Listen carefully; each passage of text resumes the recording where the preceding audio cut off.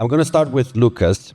Lucas, you worked for Revolut when they started their device insurance program. Could you take us back at that point? What did it work? What didn't work? What did you underestimate at the beginning or overestimate? And what also broke, if something broke at the end?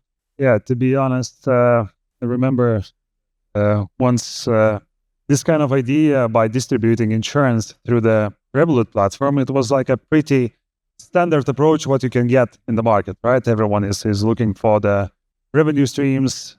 However, Revolut is a multiple country service provider, which means that you need to adapt insurance product based on the different market.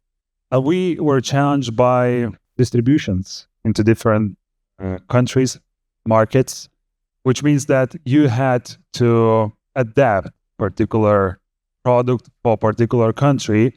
We wanted to go there with the simple way, just to distribute standard device insurance, just to provide for all the markets. However, we've been challenged by regulations and the different customer behaviors, because if you are distributing device insurance, for example, in the UK market, and when you are trying to sell it in Romania, totally different from a couple of perspectives, right? From the product perspective, means that different conditions apply to that particular market, and the different pricing is being provided for the different market, which means that attachment rate and customer behavior should be totally different.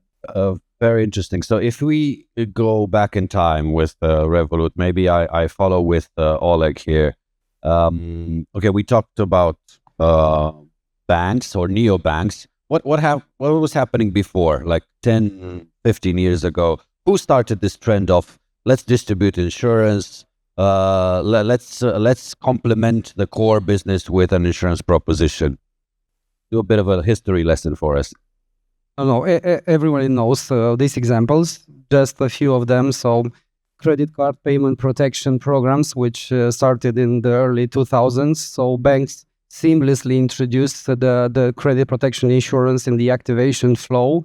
So not a lot of promotion, very high conversion rates, and of course, a lot of discussions afterwards related to maybe some misleading sales. But as a mechanism, it was very effective in order to sell insurance.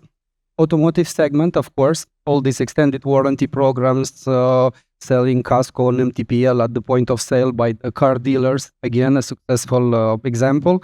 Then you have, of course, travel agencies, which managed to bundle the travel insurance, airlines frequent flyer programs, which you can redeem miles and buy travel insurance.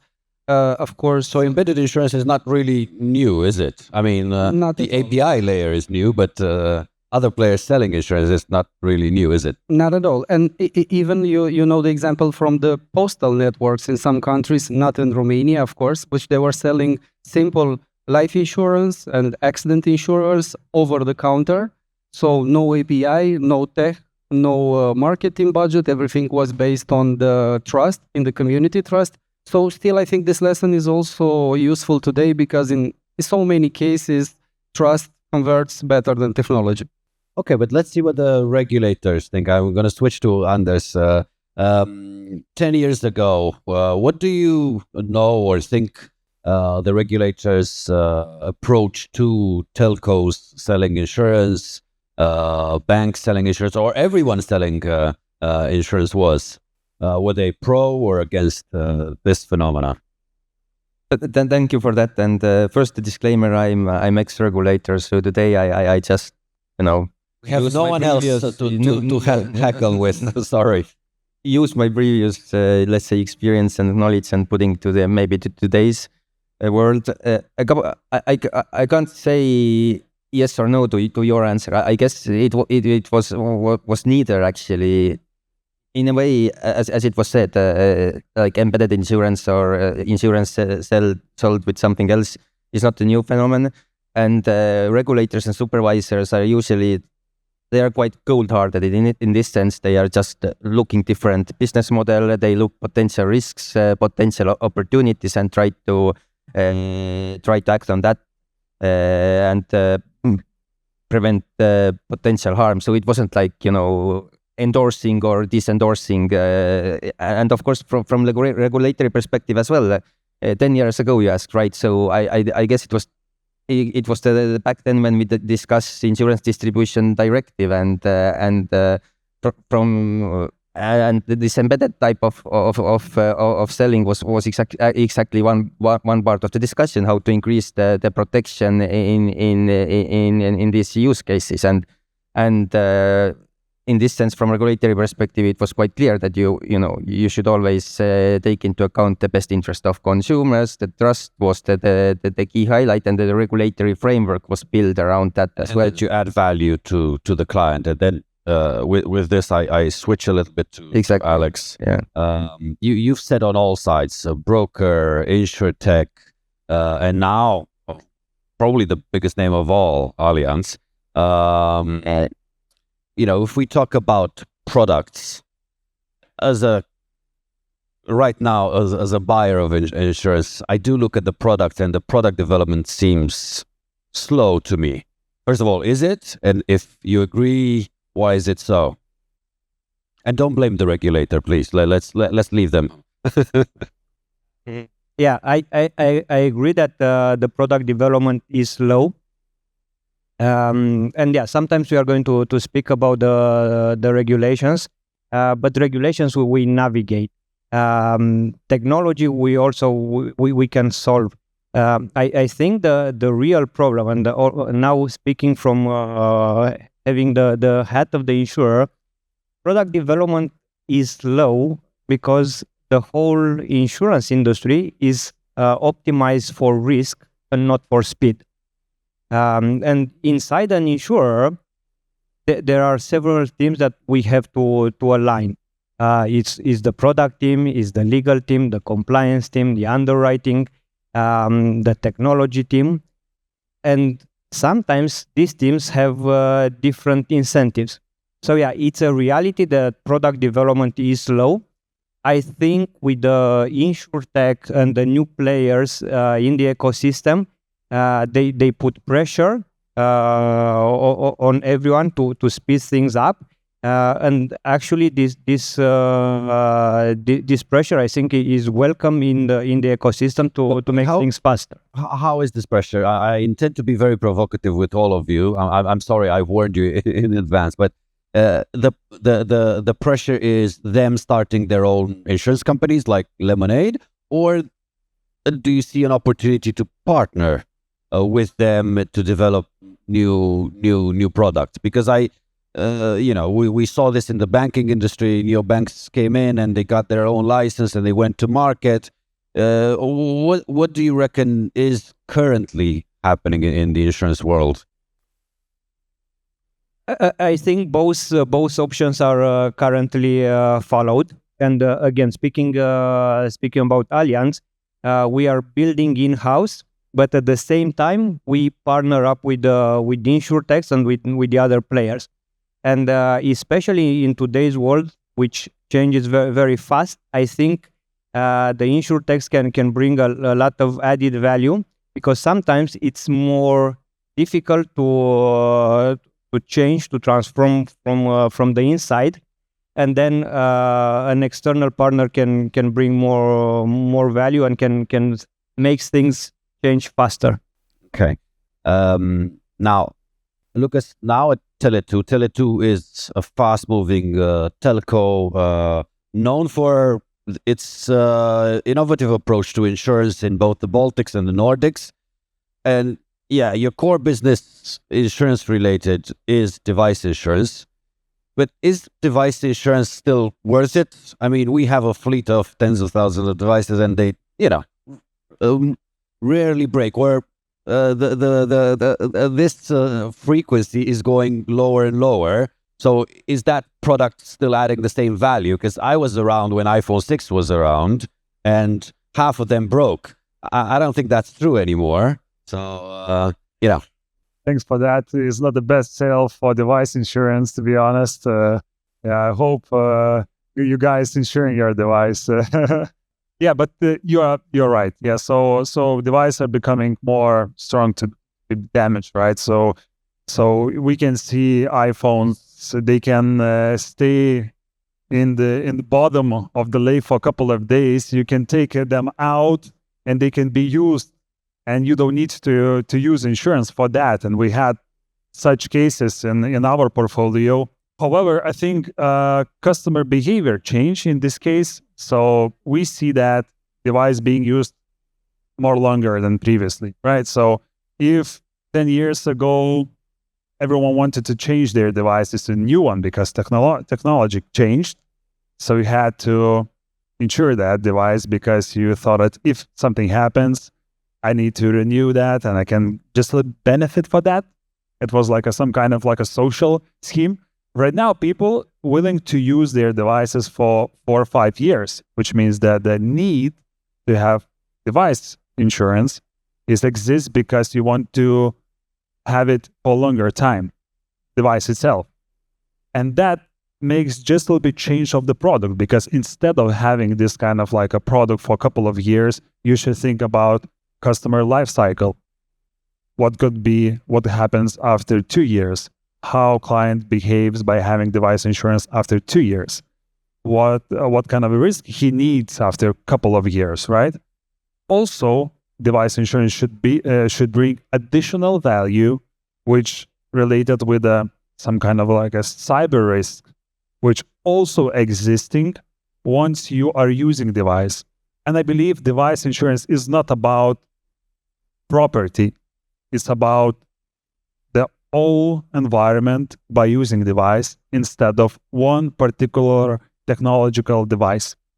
Yes, you're totally right. And we were having this conversation when we were driving to Orada. It's important to close the cycle as well. So the trade-in, handing back your device, that residual value is of great importance. So now sales is more challenging for you, right? Yes. Comment a little bit on how you're distributing, because you're very successful in doing so. So now it's a more challenging environment. iPhone 6 times, the product was selling itself. Now your sales has to be a little bit better. Yeah, exactly. So first of all, rethinking whole customer journey is something that you must to do right now for the purpose to increase the sales or to keep them at the same level, right? So you should think about the customer, how they behave all the time. So how to catch client if he thinks that device insurance is already existing, his property insurance. If it's not, how to catch them at a particular time. Then how to offer another solution when he wants to terminate his very comprehensive policy. So we're thinking about this kind of a journey. This helps us to improve our not only product, but as I told, like a life cycle for clients. And that's interesting. You get closer and more customized UX. Great. So now, Oleg, what is tell us a successful story of today of a partnership where I don't know if it's a telco or any other company that is now developing an embedded insurance solution that you see it as a new success story, just like the telcos were some years ago, or maybe the telcos are reinventing themselves, or maybe the banks are. What is the true success story of today? Well, it depends how we define success. So the partners see success in retention or the revenues that they are getting out of selling the product. For the client, for the end customer, success is when they had a claim, and of course this claim was solved quickly and they get the compensation. So it depends who you are asking and what success about.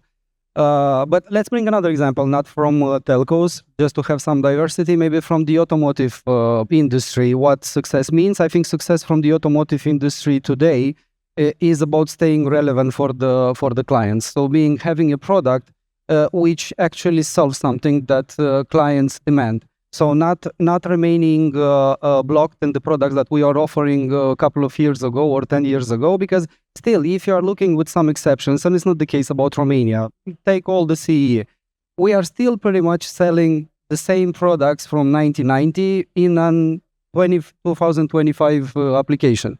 So the idea pretty much is the same.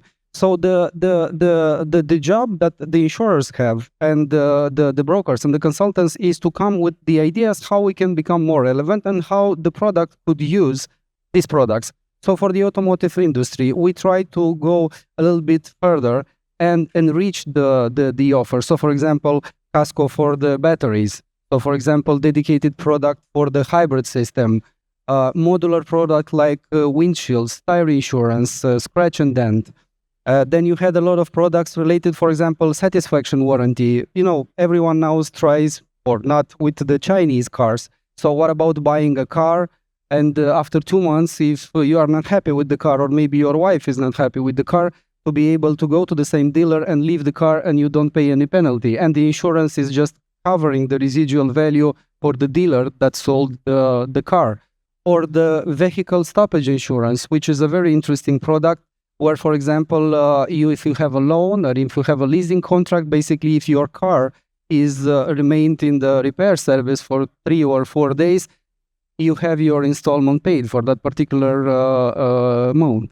So what you're saying is that this product development velocity to respond to new emerging needs is what you would define as a success. If you adapt to clients' needs and you serve that need, then you're a winner. But now, okay, product, I understand. Everybody agrees, including myself.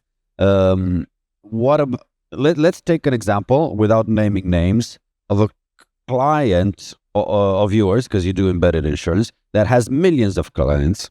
Yes, may it be a bank, a telco, or anything, but still their embedded insurance is struggling. They have an attachment rate of 1-2%, and others have 50-60%. What do you think is the difference between these two scenarios? Because I'm sure you've seen them both, and you have to diagnose the issue. What is usually the pain point? So, as mentioned earlier, there are a lot of examples, but the answer is simple. So basically, reach is not the same as relevance. So you can have access to millions of clients, but if you are showing them a right product at the wrong moment, or a wrong product at the right moment, it will not help you. So basically, it's about, first, as you mentioned, the product. Then it's about the partner. So depending how the partner wants to promote this and how they understand to make a value out of this insurance product. Because usually what you have in the market, you have partners which are not from the insurance market. Let's say telcos, and you have examples of two telcos, and one has device insurance 80% or 60% attachment rate, and the other one has 10% attachment rate. What they didn't understood is how the product should look like, how we can distribute the product at the right moment, what should be the right coverages, and what should be the right price. It's a whole ecosystem related to product, distribution, claims that contribute to the overall process of success. Okay, let's do a quick fire of on the future, right? So what would be the role of the broker? Maybe Oleg stays out of this. Now that an AI can compare policies and pricing, what do you guys think will be the role of the broker in the future? Alex, yes. Sure, is very keen to start this this question. Well, I suppose this is a question more for Oleg, and I think this keeps you awake sometimes. But yeah, when AI analyzes real-time terms and condition pricing, clearly the value added from the broker is not there. In my opinion, the broker has to move from a product distributor to a solutions architect. Okay. Lucas? Yeah, from my perspective, I've seen a lot of brokers coming, and knocking to the door, proposing their services, and I think looking into that part, I think brokers should more focusing to not closing the deals with the partners. Yes. From our perspective, they should focus more to the partner, customer, and client. Okay, They so it's are client like- relationship kind of. relationship, yeah, and be the part of that company with ideas what could fit individually a particular channel. Look for those solutions to analyze, be a customer by themselves of that platform to bring that kind of a solution for them. And I believe they could find out a place as a being insurance product managers inside of that company. Let's see. Let's move it up north to Estonia and see what's the feedback there. And then I have one last question for you guys. Great, thank you. I guess this is a great question, and from my perspective, I guess the whole role should be changing a bit.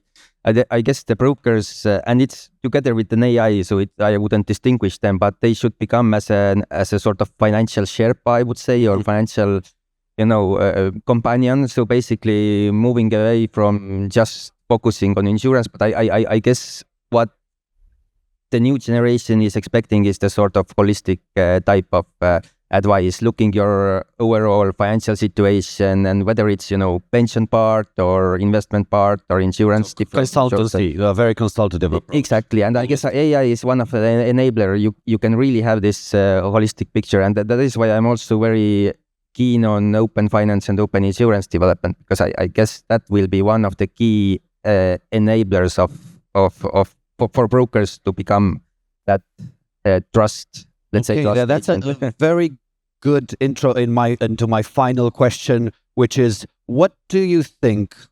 So in 5 years' time, what insurance distribution program will exist and would be successful that doesn't exist now? Whoever wants to take it first. But, 2-word answer, please. Be creative. We will not... Oh, we're filming. Sorry. So yeah, this goes on the record. Maybe I can. I follow up that on my previous one. I guess that would be the case. I guess today you don't have that thing. Even even if you have the online solutions, it's very even I who have a lot of insurance background, super difficult to navigate all your financial services, insurance product. It's a big mess. I can say, and I think the future is different. The future is where you have this holistic view, and you have this companion who don't disturb you, but who is there when you need him or her. So that is the future. Okay. That not exist, but I would love to see. To buy the other's time, I'll tell you my opinion, but I did rehearse this. I'm sorry. I think there will be insurance distribution programs for freelancers, digital nomads. We see a lot of dispersion of the workforce, decentralize the workforce in our business. So I think a package that would serve them with health insurance, all sorts of a professional liability, that could be it. Lucas?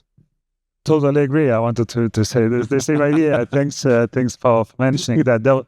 Definitely, I think this is the future, and definitely I want to also to pay attention to the products. I believe that with lack of the new products, some things should come to our market that would cover those insurance gap that everyone is speaking a lot of time, but they should fulfill somehow. And those technologies and the new rethinking about that, it would gonna help to create something new. Excellent. Well, 5 years is quite a long period of time. In my opinion, embedded insurance is going to be almost invisible. It is going to be embedded in the products and services, and the customers are going to buy that insurance protection as part of the whole value proposition. So it will truly be embedded, not optional, because now embedded means ticking another box on a UX. Yes, agree. And at the same time, I think AI will enable to make the insurance protection usage based and adapt it to the context. I totally agree, and I'm sure that insurance will evolve naturally the way the society is evolving. I think one important thing is that the insurance as a structure should remain what it was and what is the scope of the insurance. So insurance appeared in order to protect people's lives, people properties, and companies' properties. So that's the main scope of the insurance, to protect what matters to us, and it should remain this way. And the second one is trust. So this is what we have to fix. And also in the future, I hope that the trust will remain the main basis for the insurance, because this is the main element that you build also with the technology and the rest of the things. We made a study just recently in 12 countries. 65% of the respondents, they said that they are okay for embedded insurance and to buy insurance from a non-insurance partner. And the first element, why? They say brands trust. So we should keep in mind this.